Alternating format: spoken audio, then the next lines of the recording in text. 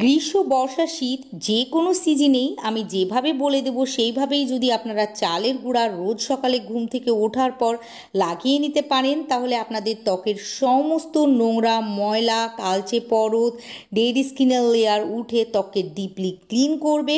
ফলে আপনাদের ত্বক সারাটা দিন ফর্সা উজ্জ্বল ঝকঝকে থাকবে। আর এটা নিয়মিত ব্যবহারে ধীরে ধীরে ত্বক থেকে দাগ ছোপ উঠে যাবে, ত্বককে ফর্সা করে তুলবে ও ত্বক ভেতর থেকে গ্লো করবে। তাহলে চলুন দেখে নেওয়া যাক রেমেডিটি কিভাবে বানাতে হবে ও কিভাবে ত্বকে অ্যাপ্লাই করতে হবে। আমাদের আজকের রেমেডির প্রধান উপকরণ হলো চালের গুঁড়া। চালের গুঁড়া আমরা অনেক কিছুর সাথে মিশিয়ে ব্যবহার করে থাকি, কিন্তু আজ আমি আপনাদের সাথে খুবই ভালো একটা রেমেডি শেয়ার করছি, যেটা এতই ভালো কাজে দেবে যে আপনাদের মুখে ইনস্ট্যান্ট ফর্সা উজ্জ্বল ও গ্লোয়িং ভাব চলে আসবে। চালের গুঁড়া প্রাচীন কাল থেকেই আমাদের রূপচর্চায় ব্যবহার হয়ে আসছে। এটি আমাদের ত্বকে স্কিন হোয়াইটনিং এর কাজ করে। চালের গুঁড়া আমাদের ত্বককে ফর্সা উজ্জ্বল গ্লোয়িং বানানোর সাথে সাথে ত্বককে খুব ভালোভাবে এক্সফোলিয়েটও করতে পারে। এখানে আমাদেরকে 1 চা চামচ চালের গুঁড়া নিয়ে নিতে হবে। তারপর এর মধ্যে আমাদেরকে অ্যাড করতে হবে 1/2 চা চামচ নারকেল তেল।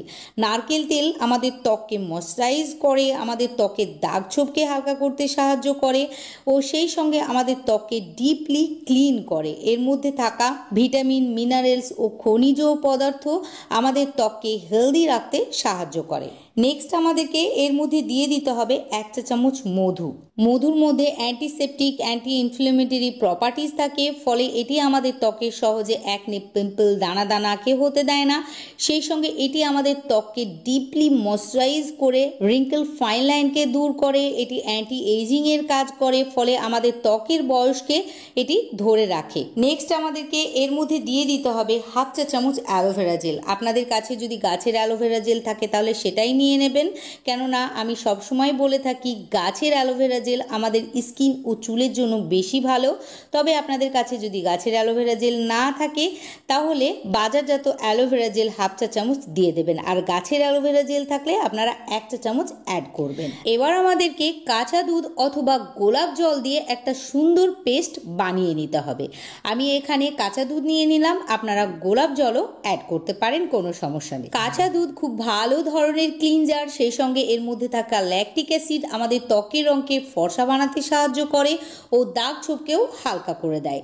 আর কাঁচা দুধের পুষ্টি উপাদান আমাদের ত্বককে হেলদি বানায়, গ্লোয়িং করে তোলে ও আমাদের ত্বকের বয়সকে ধরে রাখে, অর্থাৎ আমাদের ত্বক সব সময়ের জন্য ইয়ুথফুল থাকে। আমাদেরকে এটিকে ফেস প্যাকের মতো নয়, একটু পাতলা করে গুলে নিতে হবে। তারপর মুখের ত্বকে ও গলায় খুব ভালোভাবে লাগিয়ে নেবেন, ঠিক যেইভাবে আপনারা ফেস ওয়াশ লাগিয়ে নেন। তারপর এটিকে ধীরে ধীরে আঙুলের ডগার সাহায্যে 1 থেকে 2 মিনিট সার্কুলার মোশনে ম্যাসাজ করে নেবেন। এতে করে আপনাদের ত্বকের সমস্ত নোংরা ময়লা মরা চামড়ার লেয়ার খুব সহজেই উঠে আসবে। আপনারা হালকা হালকা করে ম্যাসাজ করবেন, যেহেতু এখানে চালের গুঁড়া রয়েছে তাই খুব জোরে জোরে ঘষবেন না, এতে কিন্তু আপনাদের ত্বকের ক্ষতি হতে পারে। আপনারা এটি মুখ ও গলা ছাড়া হাতে পায়েও কিন্তু লাগিয়ে নিতে পারেন। আর এটি আপনারা নর্মাল ফ্রিজে 4 থেকে 5 দিন পর্যন্ত স্টোর করে রেখেও ব্যবহার করতে পারেন। প্রথমে আপনারা এটিকে ত্বকে লাগিয়ে 1 থেকে 2 মিনিট ম্যাসাজ করে নেবেন। তারপর আপনাদের হাতে যদি সময় থাকে এটিকে আরও 5 থেকে 7 মিনিট ত্বকের মধ্যে লাগিয়েও রেখে দেবেন, তাহলে এটি ফেস প্যাকেরও কাজ করবে।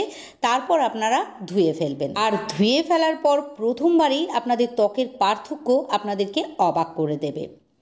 আশা করি আজকের বিউটি টিপসটি আপনাদের ভালো লেগেছে। যদি ভিডিওটিকে উপকারী বলে মনে হয় প্লিজ লাইক ও শেয়ার করে দিয়ে আমার পাশে থাকবেন।